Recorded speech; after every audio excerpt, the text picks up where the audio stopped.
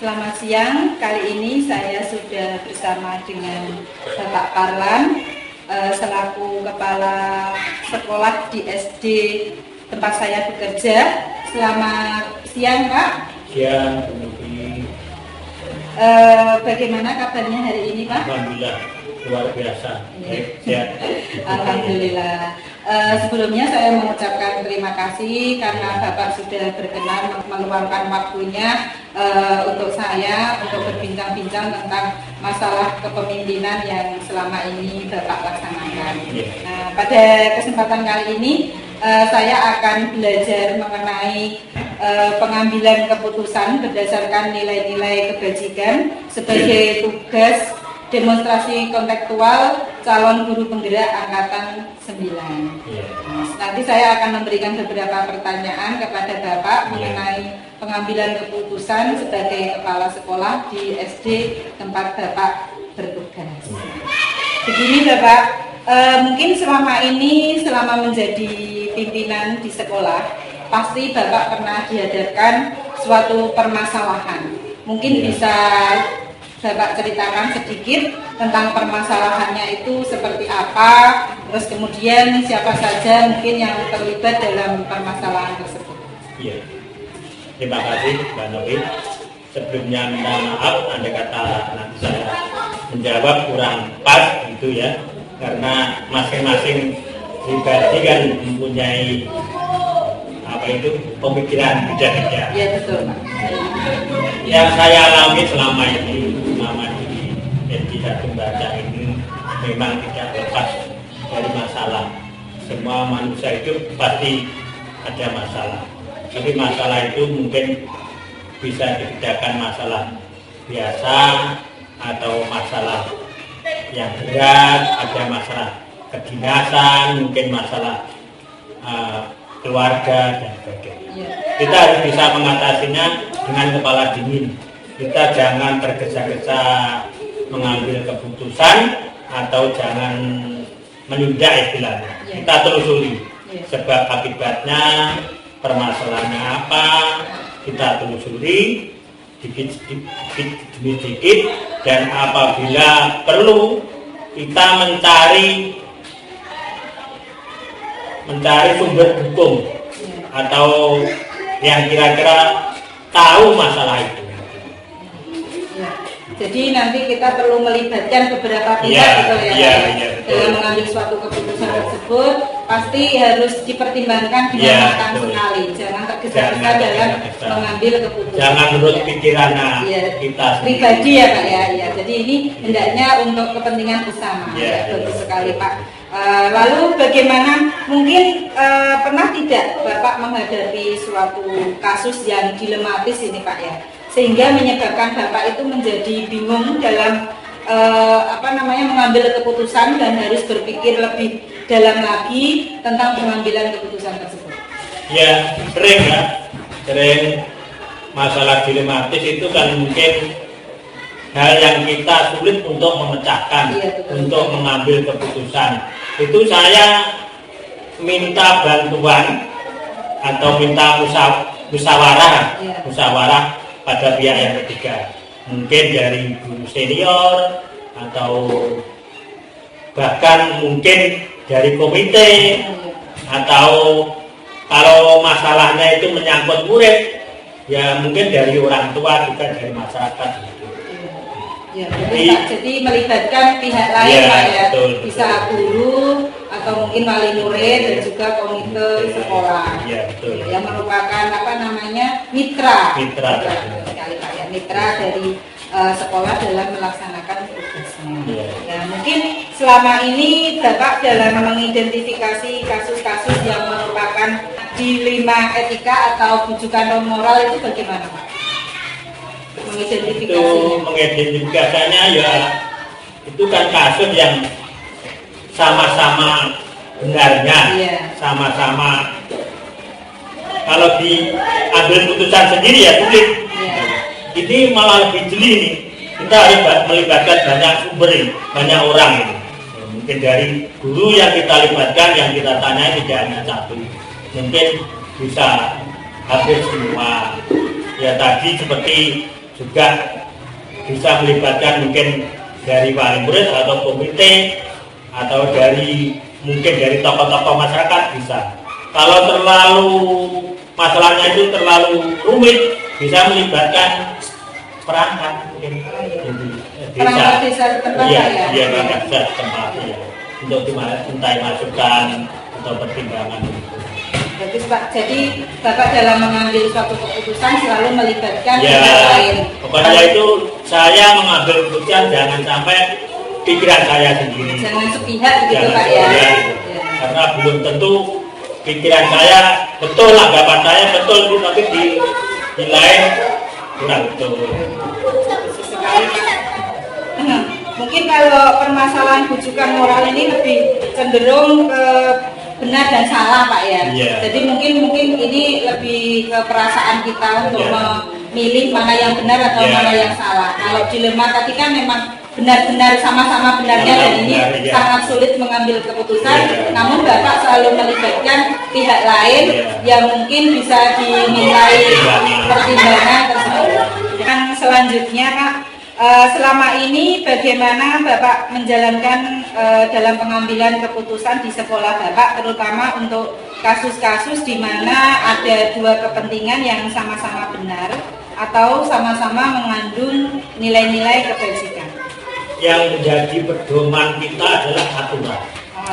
Aturan. Yang satu itu pokoknya jangan sampai lepas dari aturan. Dimana aturan itu menjadi pusatnya, jadi kembali lagi ke aturan yang berlaku. Ya bagus Pak. Jadi pengambilan keputusan tidak secara pihak, tetapi kita menggunakan aturan yang benar-benar berlaku.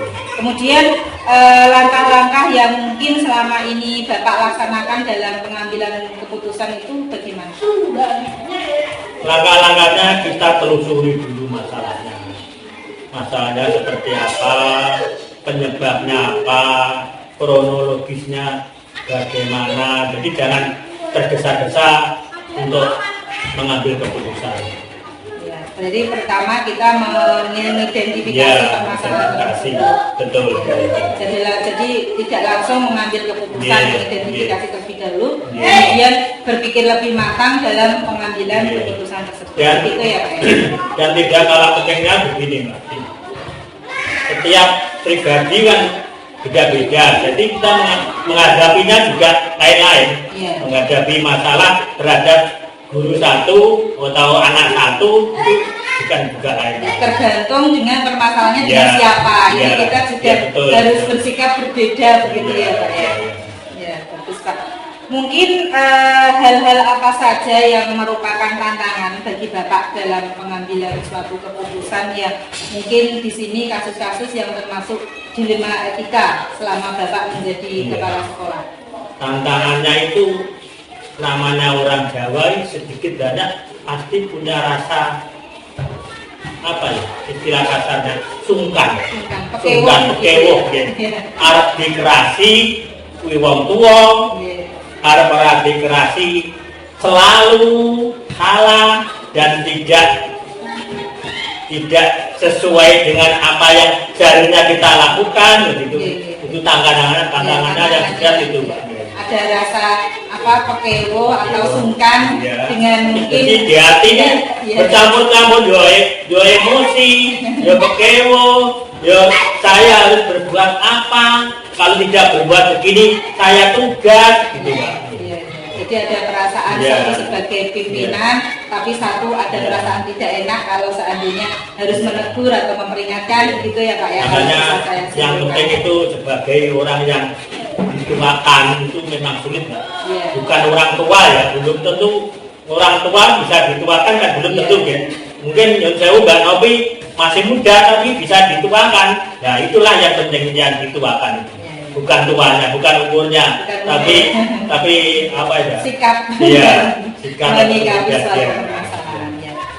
Selanjutnya, apakah mungkin Bapak memiliki sebuah jadwal tertentu dalam menyelesaikan kasus yang termasuk dilema etika? Apakah mungkin langsung menyelesaikannya di tempat atau mungkin Bapak memiliki jadwal tersendiri? Kalau misalkan ada, bagaimana prosedurnya? Gitu. Kalau jadwal rutin itu ya kita menyampaikan hasil dari konferensi kepala sekolah kan rutin itu tiap bulan. Di samping itu kita dari saya sendiri menambahi, kecuali kalau ada suatu saat ada masalah yang tidak disengaja, tiba-tiba diselesaikan pada waktu tersebut. Gitu. Mungkin ada faktor-faktor yang selama ini Bapak merasa mempermudah atau membantu Bapak dalam mengambil suatu keputusan dalam permasalahan kasus dilema etika yang selama ini Bapak alami. Ya, faktor yang mempermudah ya mungkin ada teman-teman kita, di samping ada teman yang kurang menyenangkan, tapi ada juga yang bisa membantu, bisa menyenangkan, bisa memperlancar jalannya pendidikan kita.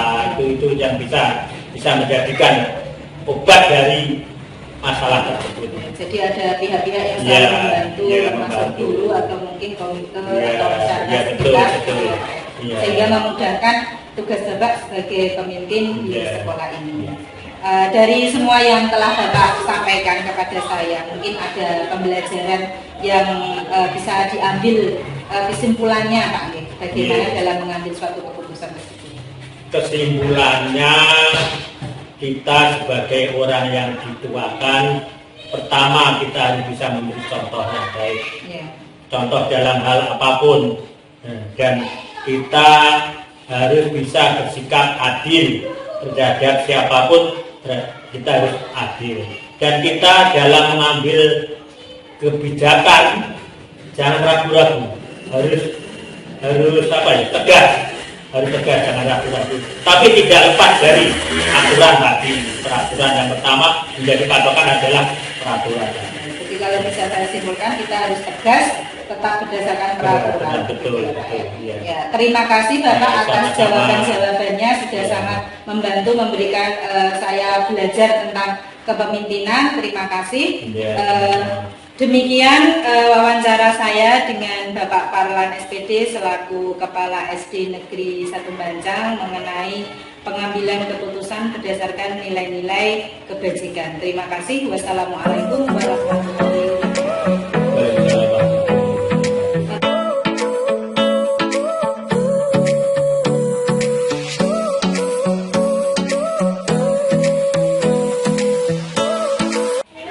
Assalamualaikum warahmatullahi wabarakatuh. Waalaikumsalam warahmatullahi wabarakatuh.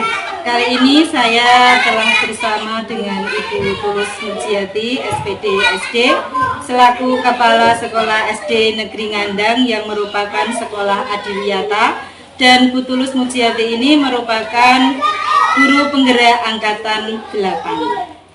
Assalamualaikum Bu Tulus, selamat pagi. Waalaikumsalam Bu Nafi, selamat pagi juga. Ya, pertama-tama saya mengucapkan terima kasih karena Bu Tulus sudah berkenan meluangkan waktunya untuk saya untuk berbincang-bincang tentang masalah kepemimpinan dan juga pengambilan keputusan berdasarkan nilai-nilai kebajikan universal. Nanti ada beberapa pertanyaan yang saya berikan kepada Bu Tulus untuk bisa dijawab ya Bu ya. Siap Bu Novi. Mungkin selama Bu Tulus menjadi pimpinan di sekolah ini pastilah pernah dihadapkan beberapa permasalahan ya Bu ya. Nanti bisa cerita sedikit mengenai permasalahan tersebut. Kira-kira siapa saja yang terlibat dalam permasalahan tersebut? Baik Bu Novi, jadi karena sekolah itu kan merupakan institusi lembaga yang melibatkan banyak pihak. Jadi permasalahan itu pasti ada. Dan siapa saja yang terlibat tentu saja yang berkecimpung di sekolah ini, yaitu mungkin dengan guru, kemudian dengan murid, kemudian dengan wali murid. Ya, jadi permasalahan-permasalahan itu tetap ada dan kita selesaikan dengan cara kekeluargaan. Jangan sampai ada pihak-pihak yang merasa dirugikan seperti itu. Oh iya Bu, jadi dalam penyelesaiannya harus melibatkan kekeluargaan ya Bu ya, jangan sampai ada yang merasa dirugikan. Betul sekali. Ya, bagus Kita sekali. tidak bisa mengambil keputusan sendiri. Ya Bu, mungkin pernah tidak Ibu pernah menghadapi suatu kasus yang dilematis sehingga menyebabkan Ibu tuh bingung dan juga harus berpikir lebih dalam mengambil suatu keputusan tersebut.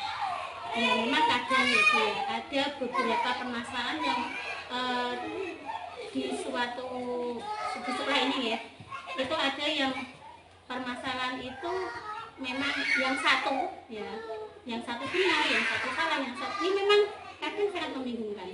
Tetapi kalau kita berpikir dengan jernih, kita identifikasi masalahnya, kemudian kita telisir siapa yang terlibat di dalamnya, kemudian kita berusaha untuk berkolaborasi dengan teman-teman guru, kemudian komite, kemudian wali murid jika itu memungkinkan, maka permasalahan yang bersifat dilematis itu bisa terselesaikan tanpa adanya tadi pihak yang kita rugikan. Iya, jadi kalau saya boleh menggarisbawahi, diperlukan kolaborasi ya Bu ya, kolaborasi antara guru dan juga pimpinan dan juga stakeholder yang lain sehingga merasa tidak ada yang dirugikan ya.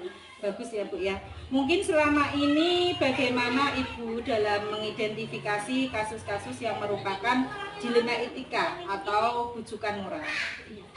Kalau kasus dilema etika itu berarti kan bujukan moral ini kan berhubungan dengan tentang dua hal ya yang mungkin saling bertentangan begitu ya Bu Novi ya. Kalau saya sendiri melihat seperti itu ya. Jadi kasus-kasus yang semacam itu maka kita perlu yang pertama kita lihat dulu identifikasi masalah. Kemudian di dalam permasalahan itu kita cari pihak-pihak yang terlibat dalam masalah itu. Kemudian kita kaji cara-cara penyelesaiannya, kita gunakan alternatif. Mungkin saya berkomunikasi dengan dewan guru, mungkin kemudian murid. Yang jelas kasus-kasus semacam ini biasanya terjadi itu pasti melibatkan murid ya. Jadi kita tidak hanya ada satu pihak, tetapi kita mungkin perlu dengan bekerja sama dengan pihak lain, terutama orang tua murid, kemudian komite. Jadi sehingga saya bisa menemukan ini kasus ini termasuk dilema etika, kasus ini termasuk bujukan moral. Sehingga dalam penanganan kasus tersebut kita tidak salah ambil, istilahnya kalau dokter itu mendiagnosa ya, kita tidak salah diagnosa sehingga pengambilan keputusannya tetap bertanggung jawab dan sesuai dengan nilai-nilai kebajikan yang ada di sekolah ini. Ya, bagus sekali Bu, langkah-langkah Ibu dalam mengidentifikasi antara dilema etika dan juga bujukan moral itu sangat bagus sekali sehingga tidak ada pihak yang dirugikan di sini. Diperlukan adanya kerjasama, komunikasi, kolaborasi, tidak hanya pihak di dalam sekolah tapi juga berhubungan dengan pihak luar, misalkan wali murid atau juga komite. Bagus sekali Bu. Mungkin selama ini Ibu dalam mengambil suatu keputusan di sekolah Ibu, terutama untuk kasus-kasus di mana ada dua kepentingan yang sama-sama benar atau mungkin sama-sama memiliki nilai kebajikan. Bagaimana dalam pengambilan keputusan tersebut? Ini tadi berlanjut ya Bu, dari dari pertanyaan yang sebelumnya tadi ya. sebelumnya. Jadi ketika kita menemui kasus yang semacam itu, maka kita hadirkan pihak yang terlibat. Tadi kan sudah kita identifikasi ya siapa yang terlibat. Kemudian kita hadirkan, kemudian kita klarifikasi. Kalau saya sih biasanya sambil ini ya Bu Novi ya, kita kaitkan dengan ini segitiga restitusi ya. Jadi situ kan kita bisa menggali ya, kita bisa menggali informasi dari siapa yang terlibat tadi. Kemudian pihak yang lawannya, kan itu ada dua kasus yang saling bertentangan. Jadi yang kasus yang pertama, kemudian lawannya itu juga sama kita hadirkan. Kemudian kita cari jalan tengah sehingga pihak yang satu tidak rugi, pihak yang lain juga tidak merasa rugi. Jadi nanti kita bisa bertemu seperti itu, kita pertemukan. Dan kebetulan kalau di sekolah kami itu ada, kalau misalnya saya nggak bisa menyelesaikan sendiri ya, karena kan secara saya kan juga usia masih muda, kemudian saya juga masih baru ya, baru 2 tahun di sini. Itu kita minta bantuan sama orang yang lebih senior, yang dituakan ya, jadi tidak mengambil keputusan dari dalam diri saya sendiri, tetapi dengan tadi kuncinya komunikasi dan intinya mencari win-win solution ya Bu ya, mencari mana kalau bisa ini keputusannya sama-sama menguntungkan kedua belah pihak, tidak ada yang dirugikan. Lalu langkah-langkah yang harus Ibu laksanakan dalam melaksanakan tadi pengambilan keputusannya tadi bagaimana Bu? Ya, jadi kan ketika ada permasalahan tadi yang jelas kita identifikasi dulu, kita kenali dulu masalahnya apa, kita lihat, kemudian yang kedua kita cari siapa sih aktor-aktor yang terlibat di dalamnya, kemudian yang ketiga kita identifikasi tadi ya permasalahannya, kemudian siapa yang terlibat, kemudian cara, nah sekarang langkah-langkah yang terakhir itu bagaimana solusi, bagaimana cara kita menemukan solusi dari masalah itu. Kemudian yang terakhir tadi kita lakukan kolaborasi, komunikasi sehingga permasalahan yang terjadi bisa teratasi tanpa adanya pihak yang dirugikan. Dan yang jelas Novi, pengambilan keputusan itu harus bisa kita pertanggungjawabkan juga kepada orang lain maupun kepada teman yang lain. Yang terpenting itu ya Bu ya, harus bisa dipertanggungjawabkan, itu yang sangat berat sekali. Sehingga tidak semena-mena ya. Iya, betul sekali Bu. Mungkin ada beberapa hal yang mungkin selama ini Ibu anggap efektif dalam pengambilan keputusan dalam kasus dilema etika ini apa saja? Iya, memang kalau kita menghadapi kasus dilema etika seperti tadi yang saya terangkan di depan, kita tidak bisa menyelesaikan sendiri sendiri, maka harus ada satu komunikasi. Kita berkomunikasi dengan pihak-pihak di sekolah, karena kan kita di sekolah kan tidak sendirian ya, ada bapak ibu guru, kemudian murid, kemudian kalau misalnya melibatkan murid pasti otomatis melibatkan wali murid, kemudian komite maupun stakeholder yang lain yang ada di sekolah ini. Kemudian yang kedua yang jelas adalah kolaborasi. Kalau saya tidak bisa mengambil sendiri keputusan itu, biasanya saya minta ini nasihat atau petuah ya, jadi kepada orang yang dituakan. Kebetulan kalau di SD Ngandang ini punya orang yang kami anggap dituakan ya, senior ya? Iya senior, jadi kepala sekolah yang dulu sudah lama di sini, sehingga bisa kami gunakan untuk beliau ini memberikan nasihatnya, petuahnya. Karena memang banyak pengalaman di situ karena ya. memang sudah banyak pengalaman. Mungkin selama ini ada beberapa tantangan yang harus Ibu hadapi dalam mengambil suatu keputusan dalam kasus dilema etika. Bisa ceritakan sedikit Bu hal-hal yang menantang di sini itu apa? Ya, kalau dalam menghadapi kasus dilema etika itu tantangan yang pertama saya waktu ya. Iya. Karena kita kan kalau di sekolah itu kan permasalahan kan tidak hanya seperti itu ya, mungkin kita dikejar dengan deadline laporan sebagainya. Yang jelas pertama waktu itu kapan saya harus segera mungkin menyelesaikan masalah itu. Jadi yang berkaitan dengan waktu, kemudian yang kedua itu biasanya menghadapi orang yang mungkin punya dalam tanda kutip keegoisan yang tinggi itu mungkin sulit ya, sulit sekali, mungkin sulit kita ajak untuk berkomunikasi dan sebagainya. Itu tantangannya. Jadi yang pertama waktu ya Bu ya, karena memang permasalahan dilema itu harus Iya, harus segera. kita atasi, jangan sampai terbengkalai lalai, nanti bisa Jangan sampai, mengganggu iya, semuanya betul. begitu. Jangan Kemudian sampai yang kedua, tadi kalau saya garis bawahi, mungkin beberapa pihak yang sulit kita Iya, ajak kolaborasi. betul sekali. Padahal di sini diperlukan kerjasama. Iya, betul sekali. iya Bu ya. Mungkin apakah Ibu memiliki jadwal atau mungkin tatkala dalam sebuah penyelesaian kasus dilema etika, kalau misalkan ada ini bisa diceritakan atau mungkin prosedurnya bagaimana? Kalau jadwal itu saya kira kalau masalah itu datang kan tiba-tiba ya Bu, jadi kita nggak bisa tentuin jadwal. Iya. Kalau misalnya memang ada permasalahan, kalau prinsip saya harus segera kita selesaikan. Iya. Supaya apa? Supaya tidak ada buntut masalah yang baru dari masalah yang awal timbul tadi. Jadi ketika ada permasalahan ya sudah kita planning tadi sesuai dengan langkah-langkah tadi yang sudah saya sampaikan. Kemudian setelah itu sesegera mungkin lah kita selesaikan. Jadi tidak ada jadwal khusus, tidak ada ya Bu. Tidak ada. Setiap ada masalah untuk secepatnya kita bisa Betul menyelesaikan. sekali. Harus segera diselesaikan. Mungkin ada faktor-faktor yang selama ini mempermudah Ibu dalam mengambil keputusan yang berhubungan dengan kasus dilema etika itu bagaimana? Iya, tapi yang mempermudah saya karena memang di sekolah saya ini kan teman-teman guru juga alhamdulillah mudah sekali diajak berkomunikasi dan berkolaborasi. Kemudian yang kedua yang mempermudah saya itu saya mempunyai tadi semacam apa ya penasihat ya Penasihat senior. Iya senior, iya orang senior yang Iya. saya tuakan yang bisa memberikan nasihat. Ya, jadi ada beberapa pihak yang Ibu anggap senior yang bisa memberikan nasihat-nasihat yang membantu Ibu Iya. dalam mengambil suatu keputusan yang dilema etika. Iya, Ya. sekali. Dari semua yang telah Ibu sampaikan tadi, mungkin ada pembelajaran apa yang bisa Ibu petik dari pengalaman Ibu dalam mengambil keputusan yang berhubungan dengan kasus dilema etika? Ya, jadi menurut saya pribadi ya Bu Nabil, untuk yang pelajaran yang bisa kita ambil itu yang pertama itu kita jangan tergesa-gesa mengambil keputusan. Yang jelas kita ambil langkah-langkah tadi sesuai prosedur tadi. Kemudian yang kedua jangan ini mengambil keputusan itu secara sepihak. Tapi kita harus berkolaborasi dan berkomunikasi dengan orang lain yang terlibat dalam permasalahan itu.